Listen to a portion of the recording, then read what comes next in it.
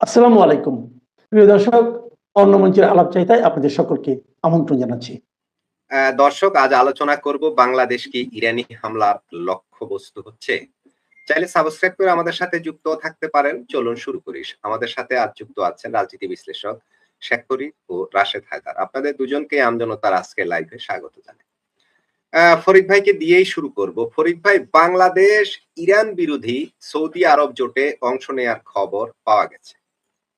এ জোট মূলত যুক্তরাষ্ট্র ইসরায়েলের পক্ষে কৌশলগত জোট বলে অনেকে মনে করেন। এদিকে ইরান ঘোষণা করেছে যুক্তরাষ্ট্র ও ইসরায়েলের সহযোগী রাষ্ট্রকে তারা লক্ষ্যবস্তু করবে। প্রশ্ন হলো, ইরান কি বাংলাদেশকে হামলার লক্ষ্যবস্তু করবে বলে মনে করেন? ফরিদ ভাই। ধন্যবাদ আপনাকে, সেই সাথে আপনার দর্শক সহ ডক্টর ইউনূসের এবং ল্যাংটা সুলেমান পিনাকি ভট্ট প্রতিবেশী আমাদের রাশেদ হায়দার ভাই, তাকেও শুভেচ্ছা।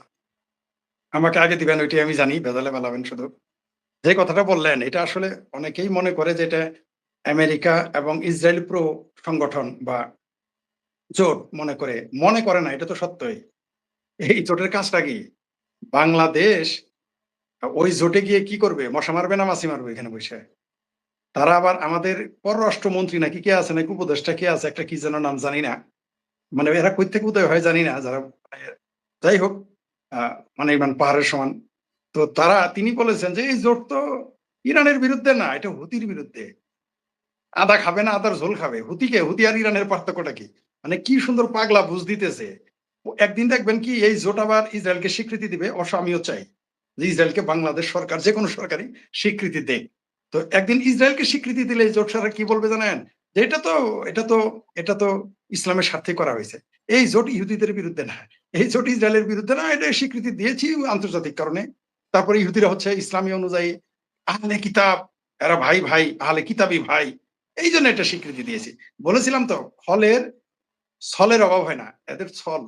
মানে এই কি জোটে তো যাইতে বাধ্য হয়েছে, কোনো উপায় নাই না গিয়ে। এই জোটে না গেলে ক্ষমতায় তো 5 মিনিট থাকতে পারবে না।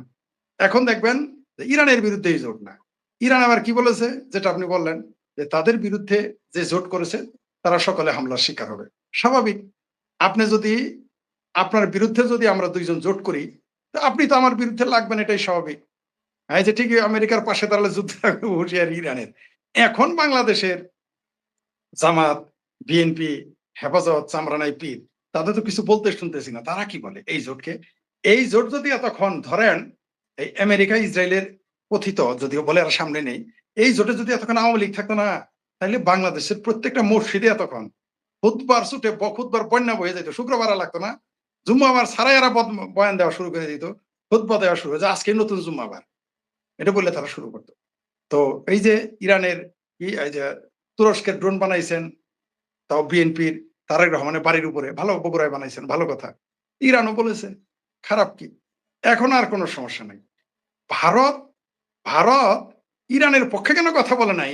এর জন্য বাংলাদেশের বামপন্থীরা চিৎকার চেঁচামেচি করেছে, বাংলাদেশের মুসলমানরাও সমালোচনা করেছে। এইবার বাংলাদেশি মুসলমান আর বাংলাদেশি বামেরা কোথায়? এইবার তো ইরানের পক্ষে সরাসরি ছুটে গিয়েছে। আপনাদের মনে থাকার কথা যে আমি বলেছিলাম আওয়ামী লীগ ক্ষমতায় থাকতেই যে এই দেশ বিএনপি জামাতের সরকার এসেই ইসরায়েলকে স্বীকৃতি দিবে। এই তো অর্ধেক হয়ে গেছে, অর্ধেকের কাজ হয়ে গেল। একটু যদি এই সরকারটা ডিসেম্বরের পরে যদি আরেক ডিসেম্বর টিকে, তাহলে এই সরকার ইসরায়েলকে স্বীকৃতি দেবে। আবারও বলতেছি, ইসরায়েলকে বাংলাদেশ যে কোনো সরকার স্বীকৃতি দিক, আমি তার পক্ষে। আওয়ামী লীগ দিলে সবচেয়ে ভালো হয়, আওয়ামী লীগ সেই সাহস পাবে না, কারণ আওয়ামী লীগের ভিতরে হাজি বেশি, গাজী বেশি, নামাজি বেশি, তারপর আপনার মুর্শিদের সভাপতি বেশি, তাই আওয়ামী লীগ ওই সাহস পাবে না। আর আওয়ামী লীগ যদি ওটা করে, ওটা কুফরি হয়ে যাবে। বিএনপির জামাত জোট সরকারি ইসরায়েলকে স্বীকৃতি দিয়ে যাক, আমরা ওই দোয়াই করি, অন্তত একটা ভালো কাজ করে যাক। এই কাজটা আমরা বলি, কারণ আওয়ামী লীগের পক্ষে সম্ভব না। কারণ আওয়ামী লীগের পক্ষে সম্ভব হলে বহু আগেই স্বীকৃতি দিয়ে দিত। তবে আপনি যেটা বললেন, ইরান যেহেতু হুমকি দিয়েছে, এখন এর আগেও তেলের জাহাজে আমরা দেখেছি যে কাউকে তারা ছাড় দেয় নাই, আমরা দেখেছি। তবে জেনে শুনে বিষ পান করলে কারোর কিছু করার নাই। আর দিন শেষে এই যুদ্ধটা শিয়া সুন্নি মুসলমানের যুদ্ধে নামবে, এটা আপনি নিশ্চিত থাকেন, অলরেডি হয়ে গেছে। এই জোট করার মধ্যে শুধু বাংলাদেশে যুদ্ধে যুক্ত হয় নাই, মূলত এই 14 দলীয় জোট যে করেছে, আগে বাংলাদেশে ছিল আওয়ামী লীগের 14 দলীয় মহাজোট, এখন মধ্যপ্রাচ্যের 14 দলীয় যে মুসলমানদের যে মহাজোট বানাইছে, মজার বিষয় হলো এর মধ্যে কিন্তু তুরস্ক আছে, যে তুরস্ক নাকি মুসলমানদের খলিফা, এরদোগান সেও আছে। এরা দেখবেন এই জোটটা দেখবেন দিন শেষে শেষ মুহূর্তে আরবে শিয়া সুন্নি যুদ্ধে পরিণত হবে। ঠিক এর আগে যেমন সাদ্দামের ইরাক এবং হোমেনিদের ইরান যে যুদ্ধটা করেছিল সেই দিকেই যাবে এই যুদ্ধটা দিন শেষে। এবং মাঝ মাঠ থেকে যারা শুরু করেছিল যুদ্ধ, আমেরিকা এবং ইসরায়েল, এদের দেখবেন আর খেলোয়াড় হিসেবে পাবেন না। এখন তারা খেলবে, মাঠে যারা দর্শক ছিল তাদের দিয়ে ফুটবল খেলাবে তারা, এবং তারা দেখবেন সরে গেছে অলরেডি গ্যাপ।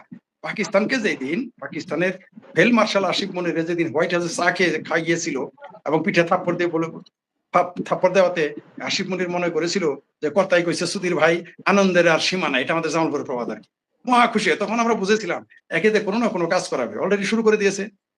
প্রথমে আফগানিস্তানকে হামলা করিয়েছে এই পাকিস্তান আসিফ মনিরকে দিয়ে, এখন ইরানে হামলা করাবে। এবং এই জোটের মূল নায়ক পাকিস্তানকে ধরা হচ্ছে। সৌদি আরব মার্শাল্লাহ এদের আনতে এরা বাধ্য, কারণ এদের কাছে টাকা আছে, পয়সা আছে। আর সৌদি আরব টাকা দিবে, দিনার পেট্রো ডলার দিবে, আমেরিকা ডলার দিবে, আর পাকিস্তান ডলার পেলে নিজের মায়ের বেঁচে ফেলতে পারে। সুতরাং তার পক্ষে সবই সম্ভব। এটা আমার কথা না, এটা আমেরিকার বিচারক বলেছে। এবং ইমরান খান বলেছিলেন যে আমেরিকা টাকা দিলে পাকিস্তানিরা ডলার পেলে মায়েরও বেঁচে ফেলে। এটা আমার কথা না, এটা অন্যদের কথা। তো এই যে শুরু হয়ে গেল এই জোটটা শেষ মুহূর্তে শিয়া ভার্সেস সুন্নি, সুন্নি ভার্সেস শিয়া, এই যুদ্ধ চলমান থাকবে, চলতেই থাকবে। ভেবেছিলাম এই যুদ্ধটা একটা পর্যায়ে গিয়ে থামে, মানে তাও বেশ কয়েক বছর। পাকিস্তান যতই লীলা খেলা আমাদের দেখিয়েছে, আমরা জানতাম যে এই যুদ্ধ থামবার নয়। আমাদের ক্ষুদ্র মাথায় ধরেছিল যে এই যুদ্ধ চলমান, এই যুদ্ধ বাড়বে, লম্বা হবে। এখন দেখি যতটুকু ভেবেছিলাম লম্বা 5-7 বছর বা 8-10 বছর, আমার মনে হচ্ছে এই যুদ্ধটা আরো বেশি দীর্ঘ হবে, এত কোনো সন্দেহ নাই। সেই কারণে ইরানকে, ওই যে আমার রফিকুল ইসলাম ভুইয়া সাহেব ইরানের পক্ষে ছিল, আপনারা এখন বুঝছেন তো ইরানকে কেন একবারে তাবা করে দেন, ধ্বংস করে দেন। কারণ ইরানকে যদি একবারেই ধ্বংস করে দিত তাহলে তো জোট করতে পারতো না। কারণ এই জোট দিয়ে আরেক কাজ করাবে এরা। ওই যে জামালপুরের গল্প শুনছেন তো, যে রুটি মাগির ভাইল রান্ধে মুরগি কয় ডাইল, এদের এই জোট করাইছে এক কামে, করাবে আরেক কাজ। নিশ্চিত থাকেন এই জোট শেষ মুহূর্তে শিয়া ভার্সেস সুন্নি যুদ্ধ হবে। এবং আকল না থাকলে যা হয়, এদের দ্রুত ম্যানেজ করা যায় এবং ম্যানেজ হয়। একদিকে আকল নাই, আরেকদিকে টাকা নাই। তো এদের নয় বাংলাদেশ পাকিস্তানের টাকা নাই, তুরস্কের টাকা নাই, কিন্তু মিডল ইস্টের তো টাকা আছে। তো তারা কেন এইভাবে কি করে আমরা জানি না। তো দেখতে থাকেন, আকল না থাকলে যা হয় মধ্যপ্রাচ্যে তাই ঘটবে। এবং এর প্রতিক্রিয়া সারা পৃথিবী জুড়ে করবে। অলরেডি আজকে শুনেছেন যে 12,500 প্রবাসীকে বের করে দিচ্ছে, গ্রেপ্তার করে ফেলছে অলরেডি সৌদি আরব। এইভাবে ধীরে ধীরে মিডল ইস্ট থেকে যেগুলো উদীয়মান দেশ, অর্থনৈতিকভাবে দুর্বল ছিল, এগুলো আস্তে আস্তে আরো নিস্তেজ হয়ে যাবে। এই গেমটা খেলেছে ওই যে আমাদের সবাই গল্পটা জানেন, যে ছোটবেলায় আমরা শুনেছি মুরব্বীরা বলে যে কারোর সাথে কোনো ঝামেলা করতে চাইলে কারো বাড়ির টিনের বেড়া বা বেড়া মানে ওয়াল, সেখানে গিয়ে একটু মধু ছিটাই আসবি। মধু ছিটানোর পর সেখানে পিঁপড়া যাবে, পিঁপড়ার পরে সেখানে মুরগি যাবে, মুরগি যাওয়ার পরে সেখানে আরো কিছু যাবে, তারপরে সেই মুরগি মারবে, ভেড়া মারবে, পাড়া মারবে, তারপরে মানুষে মারামারি করবে। মধ্যপ্রাচ্যে ওই কাজটা মার্শাল্লাহ করে ফেলেছে দুইটি দেশ। এখন দেখবেন আস্তে আস্তে কি কি ঘটে। এবং জি ধন্যবাদ, যে অত বেশি ভালো নেই, চেষ্টা করতেছি ভালো থাকার। ওই যে আমার আমজনতার জন্য চলে এসেছি অসুস্থ থাকার পরেও, আছি মোটামুটি, চেষ্টা করতেছি একটু ভালো থাকার। যেটা আপনি শিরোনাম দিয়েছেন যে বাংলাদেশে ইরানি হামলা লক্ষ্যবস্তু হবে কিনা, অলরেডি লক্ষ্যবস্তু হয়ে গেছে। কারণ ইরান বুঝে ফেলেছে যে বাংলাদেশ পাকিস্তান যত কথাই বলুক, দিন শেষে এরা সৌদি আরবের পক্ষে থাকবে। অলরেডি আমাদের পররাষ্ট্র উপদেষ্টা বলে ফেলেছে, না পররাষ্ট্র মন্ত্রী, মুসলেকা মন্ত্রী বলে ফেলছে। ফরিদ ভাই 1 মিনিট একটু আপনাকে আমি অন্য একটা সম্পূরক প্রশ্ন করে আছি। এটা হচ্ছে বাংলাদেশে 24 সালের আগের কথা বলছি। বাংলাদেশে ভারতীয় পণ্য বর্জন, ইসরায়েলি পণ্য বর্জন, এমনকি কোকা কোলা সহ 36টা পণ্যের একটা তালিকা করে সেটাকে ভাইরাল করা হয়েছে, এগুলো যেন কেউ না কিনে, এগুলো বর্জন করতে হবে। হ্যাঁ, এরপরে আফগানিস্তান থেকে কি একটা কোলা নিয়ে আসছিল কয়দিন দেখলাম সোশ্যাল মিডিয়ায় বেশ ভাইরাল, মনে আছে হয়তো আপনার, আমার নামটা ঠিক মনে নেই। তো যেই ইসরায়েলি পণ্য কোকা কোলা, স্প্রাইট এই কিনলে পানি যেটা, এরকম অনেক পণ্য বর্জনের জন্য আহ্বান যারা করেছিল সেই তৌহিদি জনতা। এখন যে আমরা ইসরায়েলের প্রকারান্তরে এই জোট আর যাই হোক, ফাইনালে সহযোগিতা হচ্ছে কার?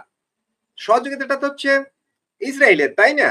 তো আমরা যে এখন পণ্য তো দূরের থাকুক, একেবারে সশস্ত্র যুদ্ধে ইসরায়েলের পক্ষে নেমে গেলাম, শুরুটা একটু ভিন্ন, লেবাসটা ভিন্ন। লেবাসটা হচ্ছে সৌদি আরবের নেতৃত্বে একটা জোট। এই মোড়কে মূলত আমরা নিজেরা এখন ইসরায়েলি প্রোডাক্ট হয়ে গেছি কিনা, ফরিদ ভাই সংক্ষেপে। কোনো সন্দেহ নাই, মতান্তরে আপনি যে সুন্দর একটা যুক্তি দিয়েছেন যে মতান্তরে বাংলাদেশি মুসলমানেরা এখন বাংলাদেশ এখন ইসরায়েলি আমেরিকান প্রোডাক্টে পরিণত প্রোডাক্ট হলে তাতে একটা ইজ্জত থাকলো তাদের গোলামে বা গোলামে পরিণত হয়েছে উপরে ফিট ফাটেবের ভিতরে সদরঘাট হয়ে গেছে আপনি দেখতে পারবেন দিন শেষে এই যুদ্ধটা এরা ইসরায়েলকে তো স্বীকৃতি দেবেই আবার আব্বাও ডাকবে ইসরায়েলিদের ইসরায়েলকে তো স্বীকৃতি দেবেই আবার আমেরিকাকে আব্বা ডাকবে দেখেন এখানে আপনি ঠিকই বলেছেন যে বাংলাদেশের মুসলমানরা এখন ইসরায়েলি প্রোডাক্ট হয়ে গেছে মতান্তরে আর মুসলেকা পররাষ্ট্রমন্ত্রী বলেছে যে সৌদি আরবের ডাকে আমাদের যেতেই হবে কিন্তু সৌদি আরব কিন্তু আমাদের ডাকে আসবে না আমরা সৌদি আরবের ডাকে যাচ্ছি সৌদি আরব কিন্তু কোনোদিন আমাদের ডাকে আসে নাই সৌদি আরব আর পাকিস্তানের একটা এগ্রিমেন্ট হয়েছে প্রতিরক্ষা চুক্তি হয়েছে সেখানে বলা আছে সৌদি আরবের উপর হামলা পাকিস্তানের উপর হামলা সেটা সৌদি আরবের উপর হামলা কিন্তু আফগানিস্তান আর পাকিস্তান লাগছে এখন তো সৌদি আরবকে কোনোদিন শুনলাম না আফগানিস্তানের বিরুদ্ধে একটা বিবৃতি দিতে আবার একটা জিনিস দেখেন ইরানের সাথে যে গেমটা এখন খেলতেছে ইরান কিন্তু বুঝে ফেলেছে ইরান কিন্তু এমন না যে ইরান এটা বুঝে নাই জানা নাই দিন শেষে যখন কাফের মারতে যায় তখন সব মুসলমান এক হয়ে যায় কিন্তু যখন আবার মুসলমান লাগে তখন কিন্তু কে শিয়া কে সুন্নি কে দেওবন্দি কে বেরেলবি কে মাজারি কে অমাজারি কে লামাজাহাবি কে মাজাহাবি এগুলো কিন্তু লেগে যায় নিজেরা দেখতেই পারছেন এখন এই যুদ্ধটা দীর্ঘস্থায়ী হবে এবং ইসরায়েল গেমটা খেলে দিয়েছে ইসরায়েল এমন একটা সুন্দর গেম খেলে দিয়েছে বুদ্ধি তারা তো শুধু শক্তিতে আগে নয় তারা বুদ্ধিতেও আছে আমি বারবার বলি ম্যাকিয়াভেলি এবং আপনার সানজু চাইনিজ যে সমরবিদ ম্যাকিয়াভেলি লেখক আর ভারতের চাণক্যনীতি এই তিনটা বললেই বোঝা যায় ইসরায়েল কি করতেছে সে কি করতেছে শত্রুকে দিয়ে শত্রুর সাথে খেলা করতেছে শত্রু না থাকলে শত্রু পয়দা করতেছে দেখেন ওইখানে যে হামাস নিয়ে তো হাই হুসেন করলো বাংলাদেশের মুসলমান ভারতের মুসলমান পাকিস্তানের মুসলমান সারা দুনিয়ার মুসলমান এমনকি বামপন্থীরা সেই হামাস কিন্তু এখন আত্মসমর্পণ করে হাত তুলে বসে আছে ঠান্ডা হয়ে গেছে গেম তারা কিন্তু খেলে দিয়েছে তারা এখন লেবানন দখল করতেছে সিরিয়ার সাথে প্রতিরক্ষা চুক্তি করে ফেলেছে অলরেডি আর রইল বাকি এই মুসলমান দেশ দেখেন এই যে 14 জোট বানায় ফেলছে ইনক্লুডিং তুরস্ক বানায় ফেলছে এরা দেখেন এখন কি গেম খেলে শত্রুকে দিয়ে সিরিয়ার কিছু অংশ এখন ইসরায়েলের দখলে আছে ইসরায়েলি সৈন্য সিরিয়ার বিশাল এলাকা দখল করে বসে আছে এবং এটা আরো ঘটতে থাকবে এটা শেষ হবে না ইসরায়েল শুধু যে অস্ত্রের শক্তিতে শক্তিশালী নয় সে শুধু যে পড়ালেখা জ্ঞান বিজ্ঞানে এগিয়ে নয় কূটনীতিতেই শুধু এগিয়ে নয় সে যুদ্ধনীতি কৌশল আমি যুদ্ধের সামরিক কথা বলি নাই সেটা তো তারা আছেই মানে যুদ্ধের যে কূটনীতি সে কত এক্সপার্ট দেখেন বাংলাদেশ পাকিস্তানকে সে কিভাবে তার পক্ষে কাজ করাচ্ছে কিভাবে কি কৌশলে মুসলমানদের দিয়ে কাজ করাচ্ছে এবং এটা ঘটবে এটাই স্বাভাবিক এগুলো এখন বুঝাইতে পারবেন না ইসরায়েল আর এই যে 2023-এর 7 অক্টোবরের সেই হামাসের সন্ত্রাসী কর্মকাণ্ডর পরে ইসরায়েল যাদের উচ্ছেদ করবে এটা আমরা তখনই বলেছিলাম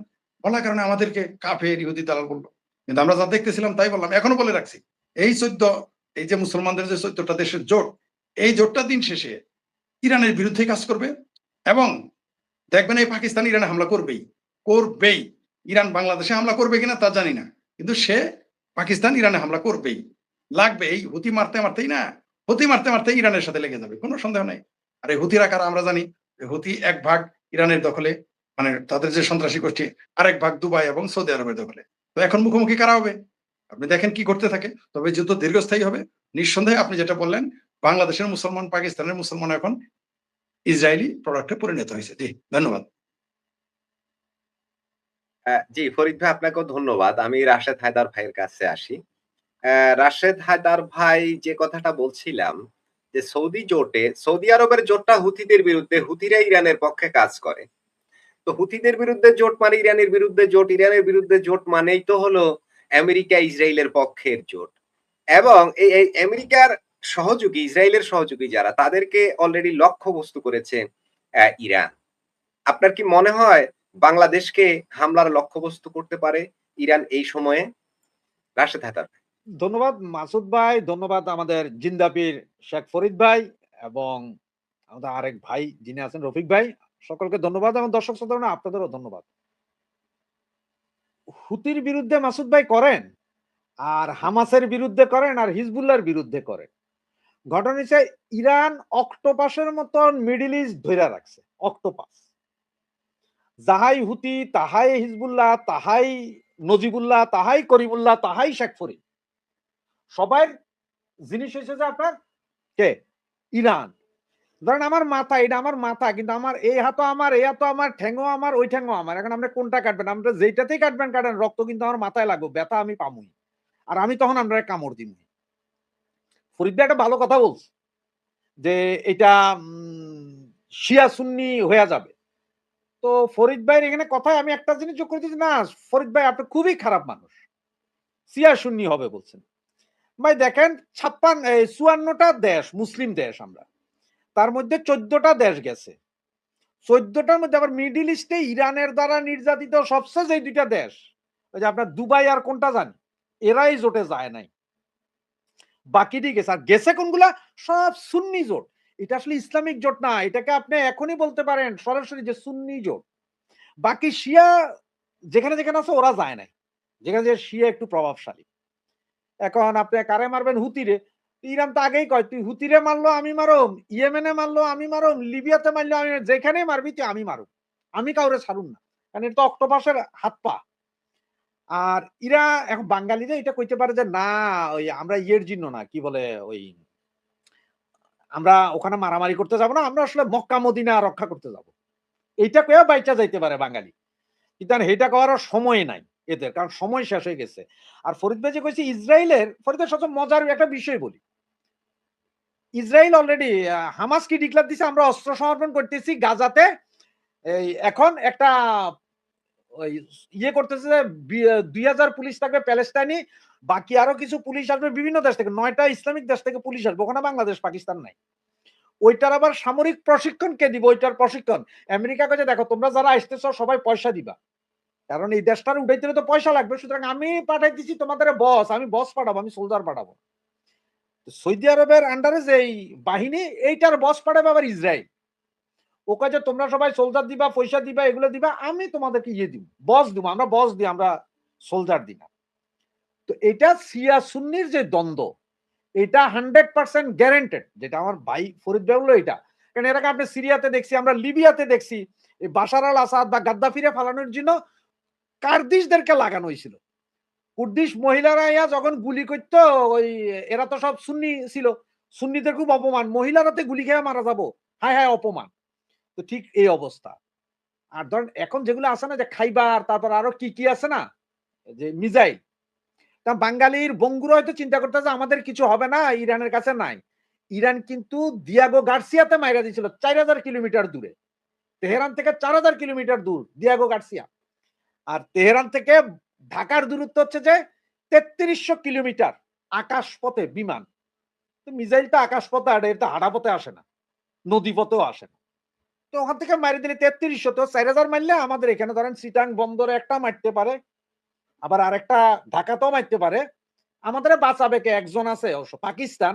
তো পাকিস্তান আবার আরেক চিন্তা করবে। হে হয়তো কি করবে জানেন? হে ওই যে S-400 তো নাই তার কাছে। অন্য যা আছে এইটার উপরে সোলজার বসাইবো, বসায়া দিব। বলবো, তুই ভাই কোনমতে এই বোমাটারে ধইরা দেখ যে ট্রাই করে যে ভারতের দিকে নিয়ে যাওয়া যায়নি। কারণ ৪,০০০ এর উপরে তো আর যাইব না। ভারতের দিকে নিতে হয়। তো এটা ভারতের দিকে যাইব না, ওদের হেল্পে আরো আমগো দেশে পড়বে। এটা ভুল। কেন ভুল? আমরা কেন? এরা এখন যেটা বলতেছে, কয় আমরা চিন্তা করছি ওখানে আমাদের অনেক অধিবাসী আছে যারা কাজ করে, কামলা। ৫-৭ লাখ কামলা আছে, যদি না যাই বাইর করে দিবে। ভাই এর আগেও ৩৬ দেশ মিলে ইসরায়েলের লগে যুদ্ধ করছে। ওইখানেও বাংলাদেশ যায় নাই। ইসরায়েল কিন্তু ওইখানেও পিটাইছিল ৩৬টা মুসলমান দেশে।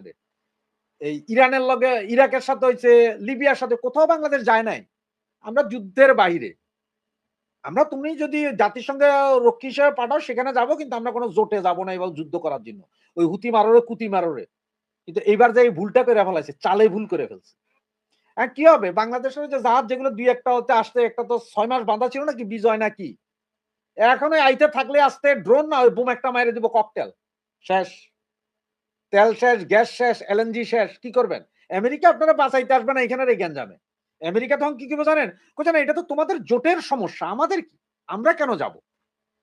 ওই ন্যাটো যেরকম আমেরিকারে কইছে আপনার সমস্যা আপনি যান, ইতারাও এরকম করব। কই আমি তো তোমাদেরকে বস দিয়েছি, বস সিদ্ধান্ত দিয়ে দিবে। তো এই জোটে যাওয়া আমাদের কোনোভাবেই উচিত হয় নাই। এইটা যাইয়া বরঞ্চ আমরা আরেকটা জিও পলিটিক্স এর আরেক প্যাচে পড়ছি। কারণ এই জোট যাদের দরকার, যারা দরকার তারা কেন গেল না? মিডল ইস্টের ৭ দেশের কোনটার কাছে পয়সা কম আছে? কোনটার কাছে অস্ত্র কম আছে? হেদের কোনটার কাছে সোলজার কম আছে? এরা কি খালি জুব্বা পরে ওই যে শেখ শেখ শেখ শেখ হাঁটবো আর আমরা যাই জান দিমু হেদের লাগা? এই শেখের দরকার নেই, এরা নিজেদের সোলজার নামাইলে পারে। আর পাকিস্তানি তো ভাড়া খাটে। অবশ্য একটা দিক ভালো হয়েছে, আমাদের দেশের সোলজাররা বইয়া বইয়া ঘরে বইয়া বইয়া এগুলোর পেট বাইরে গেছে, লেফট রাইট করে না। এগুলো এখন যাইয়া কিছু গরমে যাইয়া ওয়াল্লা খায়ের এগুলো করতে পারবো, কিছু দুই একটা আরবি ভাষা শিখতে পারবো, নামাজ কলমা পড়বো ওইখানে যাইয়া। এটা ভালো হয়েছে, এটাই ভালো। তবে খুবই খারাপ। এখন আপনি মাসুদ ভাই চিন্তা করেন যে কোনদিন আপনার মাথার উপরে পড়ে এই যে খাইবার, তারপরে কি সারমাট মারমাট কি কি আছে না, নামও জানি না, সিজিল, সিজিল, হ্যাঁ সিজিল, তারপরে পাখতুন আলী কি কি মিসাইল আছে জানি। তো এগুলোতে এরা ঘোষণা দিচ্ছে যে 4,000 কিলোমিটার, 3,000 কিলোমিটার, কোনটা যে 10,000 কিলোমিটার আছে এটা কেউ জানে না, কোনটা মাইরা দিব আম করে। তো ওইটাই চিন্তা করেন। ধন্যবাদ জি মাসুদ ভাই। রাশেদ হায়দার ভাই, আমি রফিক ভাইয়ের কাছেও আসি খুব সংক্ষেপে, যদি এই বিষয়ে রফিক ভাই কথা বলেন যে আসলে যে পরিস্থিতি ফরিদ ভাই যে ব্যাখ্যা করলেন, রাশেদ হায়দার ভাই এই পরিস্থিতিতে এই জোটে যাওয়ার যে সমীকরণ, সেটা তো অলরেডি আমাদের নীতিগতভাবে বাংলাদেশ এই জোটে যাবার কথা নয়।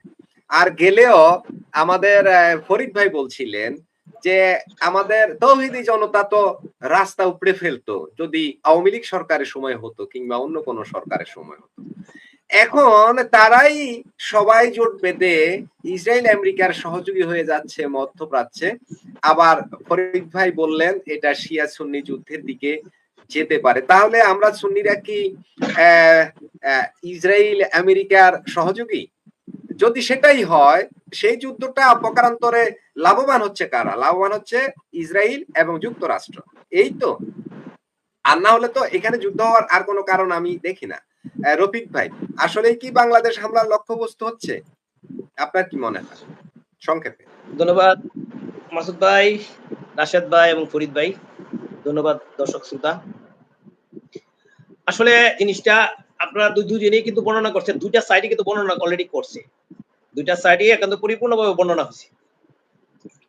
ফরিদ ভাই যেটা বলছে খুবই একটা গভীর একটা কথা বলছে, কিন্তু রাশেদ ভাইও বলছে কিন্তু আর একটা গভীর সাইড, মানে দুইটা সাইড কভার হয়ে গেছে। আমার কাছে মনে হয় যে ওই একটা সাইড বাকি রয়েছে। একটা সাইড কি জানেন কি, মুসলমানের বুঝছেন কাউজানি সুলকানি একটু বেশি। আমি তো এইসব কথা বলি না, এগুলো বলে রাশেদ ভাই আর ফরিদ ভাই সব কথা বলছে, কাউজানি সুলকানি বেশি। আর আল্লাহর দান পাইছে ফানি, মানে ফানি মানে তেল, এছাড়া নতুন তো কোনো ব্রেন নাই আছে। নতুন কোন মুসলমানরা একটা জিনিস আবিষ্কার করেছে, বলেন তো আধুনিক বিশ্বে যে একটা জিনিস আবিষ্কার করেছে মুসলমানরা, করছে? করে নাই। এরা ফানি বেচে খায়। মধ্যপ্রাচ্যের অনেক কান্ট্রি খুঁজ নিয়ে দেখেন, ওরা কোনো কাজ কাম কিছুই করে না। ওই বিদেশিরাকে কাজ কাম করে ঝাড়ু দিয়ে সবকিছু করে দেয়, আর ওর বই বই খায়, পায়ের পায়ে তুলে। ইদানিকালে সব ভিন্ন হয়ে গেছে। তো ওরা বেশি আরাম করে আছে। আর একটা কথা আমি বলি, এটা সব বলা এখানে ঠিক হবে কি জানি, মধ্যপ্রাচ্যের এই যে কান্ট্রিগুলি, ওই যে লোকগুলির চরিত্র বৈশিষ্ট্য কি আপনি জানেন? আপনি কি মধ্যপ্রাচ্যে কেউ থাকে? আমার ভাই বেরা তো থাকে কয়েকজন, আমি খোঁজ খবর নিছি। ওদের চরিত্র এত নিচে, মানে এটা আর বর্ণনা করার মতো না। মানে ওরা, আমরা ওদেরকে চিন্তা করি যে মধ্যপ্রাচ্যের কান্ট্রি, সৌদি আরব এরা হলো মুসলিম কান্ট্রি, এরা যাবো বেহেশতে আগে। ওই যে আমির হামজার মতন সাতক্ষীরার লোক আগে বেহেশতে যাইব। আমরা তো চিন্তা করি মধ্যপ্রাচ্যের কান্ট্রির লোক আগে বেহেশতে যাইব, কিন্তু তাদের চরিত্র ফুবেলের মতো পবিত্র। একজনের সাথে আরেকজনের দেখা হয় কোন সময় কইতারে না, একজন যায় এদিকে আরেকজন যায় সেদিকে সারাদিন। আমি আমার নিজের আমার লোক আছে হেনে, সে বলছে ও ঘুরে কিন্তু এগুলো নিয়ে পরে কি এটা ভাই আর চরিত্র এরকম। যদি আল্লাহ যদি দুদক নাজিল করে, পয়লা রাজি করবো এই হারামদাদার উপরে, মধ্যপ্রাচ্যের উপরে। এরা এত বেশি পাপ করছে, এই পাপ করতে করতে এরা অতি হয়েছে। সুতরাং এরা ধ্বংস হওয়ার জন্য একটা পথ লাগবে। পথ কি হলো? ওই যে নিজে নিজে কামড়া কামড়ি লাগবো। এই যে সিয়া সুন্নি যারা বললো না ফরিদ ভাই, এটাই হলো আসল কাহিনী।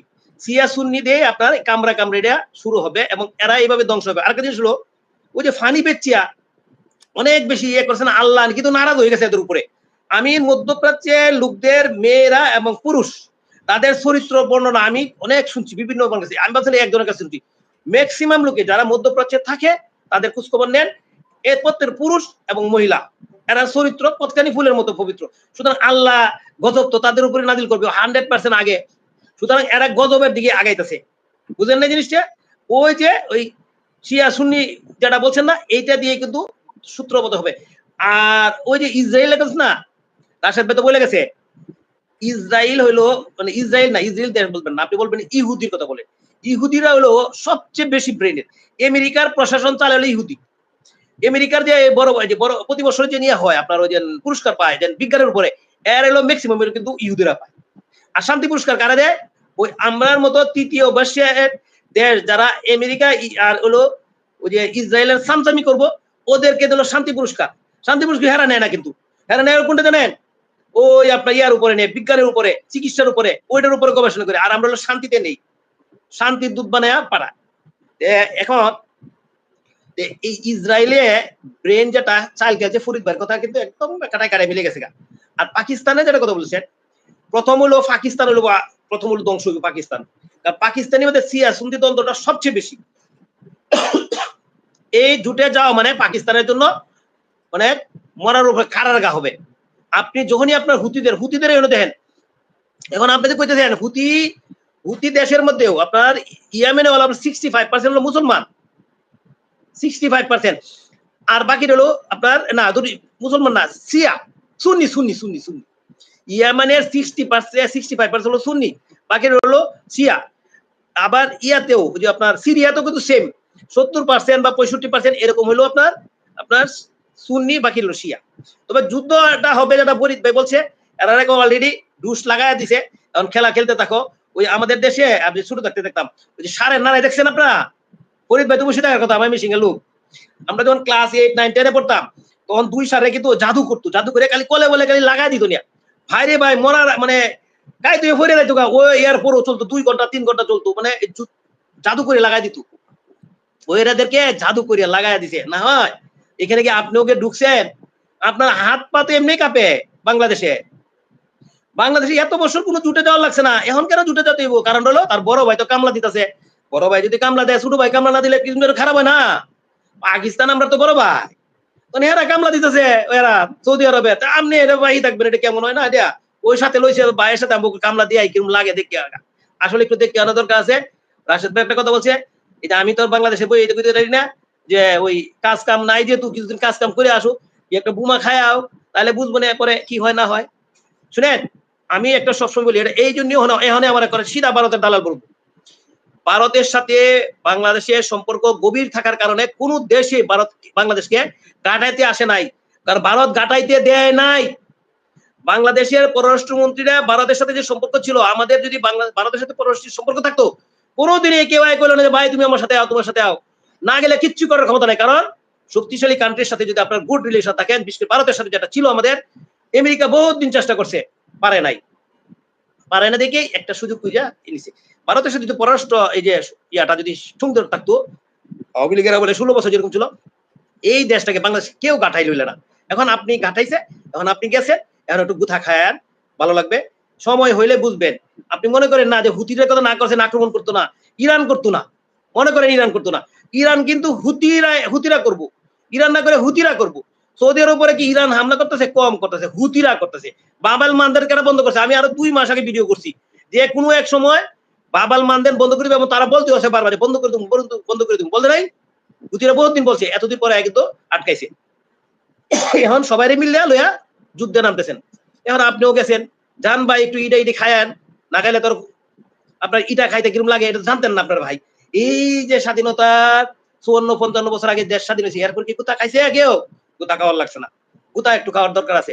ভারতের সাথে যদি সম্পর্ক থাকতো, কোনোদিনই কেউ ডাকলো না ভাই তুই আমার সাথে, কারণ জানে যে ভারতের সাথে সম্পর্ক। ভারত দেখেন কি, ভারতের সাথে দেখেন আমরা পারলে ভারতের সাথে কালকে চীনের সাথে যুদ্ধ লাগাই দিই, বাঙালি যে মুমিন মুসলমান যারা আছে, এই যে রাজাদ ভাই বঙ্গ মুসলমান, কালকে যুদ্ধ লাগাই দেয়। অথচ গতকালকে কি হয়েছে, ওই যে সীমান্ত দিয়া বাণিজ্য শুরু হয়ে গেছে।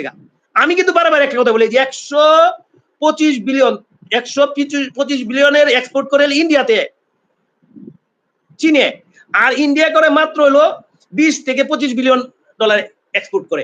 চায়না কি চাইবো ওই খাদ্য ঘা বানানোর জন্য 125 বিলিয়ন ডলারের এক্সপোর্ট নষ্ট করার লাগিয়া? চাইবো? কোনোদিনই চাবে না। এখানে সীমান্তে কিন্তু আবার এদের শুরু হয়ে গেছে বাণিজ্য শুরু হয়ে গেছে। কিন্তু আমাদের যে বাঙ্গ মুসলমান কয় ফরিদ ভাই, এরা চায় যে কালকে চীনের সাথে যুদ্ধ লাগাই দেব, কিন্তু সে এত লালি আর্জেন্ট না ফরিদ ভাই যে এমনি না। ওই জন্য বলছি ভারতের এই যে ফরিদ ভাই বলে যে চাণক্য উন্নতি ফোর্সে, আমরা তো ফরি নাই, তবে আমি ভারতের বহুত দিনের আপনার পররাষ্ট্রনীতি দেখি, এরা খুব সূক্ষ্মভাবে যায়, খুব ঠান্ডা মাথায় যায়। না হয় বাংলাদেশে একজন সাবেক মন্ত্রী বানায় দিছে হলো পররাষ্ট্র কি রাষ্ট্রদূত বানায় দিছে, এটা কি বিশ্বাসের? তিনি রাষ্ট্রদূত পোস্টে অনেক বড়, পরে দেখলো না ওনার হলো পদমর্যাদার সমস্যা হবে, ওনার ডাইরেক্ট মন্ত্রী বানাইছে, মানে মন্ত্রী আয় বাংলাদেশে পররাষ্ট্র ইয়া হয়েছে সচিব হয়েছে। বুঝেন তাহলে বুদ্ধি খারে কয়, এটার হলো বুদ্ধি। আমি তো সবসময় বলি ভারতীয় রাজনীতিবিদরা অনেক ট্যালেন্ট। আমরা যদি এই ভারতের সাথে এই যে সম্পর্ক ভালো লাগতো, এই জুটাকে খাদ্য নিয়ে দরকার লাগছিল, এমনি আমরা ভালো ছিলাম, অনেক ভালো ছিলাম। সুতরাং অপেক্ষা করেন, জুটে যাইবেন গুতা খাইবেন, সুজা কথা। এটা অপেক্ষা করেন, এটা আমি ডাইরেক্ট জুটে যাইবেন গুতাটা খাইবেন, শেষ। ধন্যবাদ ভাই।